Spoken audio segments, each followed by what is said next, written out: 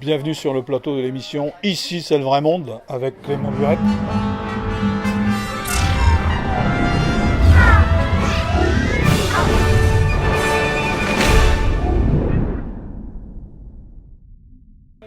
Un Clément Burette sans sa casquette pour faire plaisir aux gilets jaunes parisiens qui lui ont dit Clément enlève ta casquette parce que depuis qu'il a sa casquette ça fait 2 fois que le Paris Saint-Germain est battu. Première fois par le LOSC, deuxième fois par Nantes. Donc Clément, en solidarité avec les gilets jaunes parisiens, a enlevé sa casquette. Et pourquoi Clément tient-il un cierge ? Eh bien, il tient un cierge en hommage à Notre-Dame de Paris, pour dire toute sa souffrance, toute la souffrance des gilets jaunes français sur le drame qui est arrivé à Notre-Dame. Un drame qui aurait peut-être pu être évité si on avait écouté Clément Burette, parce que la veille du drame, Clément avait vu dans une débauche de flammes Notre-Dame disparaître du sol parisien.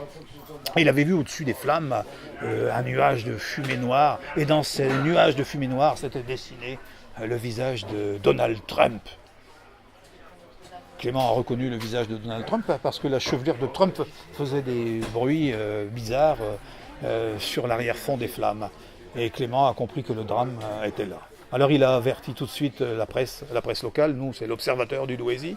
Et l'Observateur du Douaisis, à travers son envoyé spécial permanent, Serge Ottaviani, a été saisi. Lequel Ottaviani a saisi Bruno Place, qui a lui-même alerté TF1, mais personne ne l'a cru parce qu'ils disent « Nous, on ne connaît pas Clément Burette ». En France, on ne connaît pas Clément Burette. C'est pas pourquoi, hélas, rien n'a pu être fait. Notre-Dame s'est embrasée et nous sommes aujourd'hui devant un drame. Et Clément sait que, il y a un complot.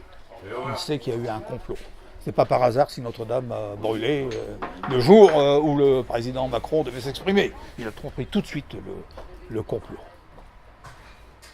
Hélas, on ne peut pas aller contre le cours de l'histoire. On peut juste alerter. Clément est un lanceur d'alerte comme Julien Assange. Et c'est très difficile d'être un lanceur d'alerte aujourd'hui.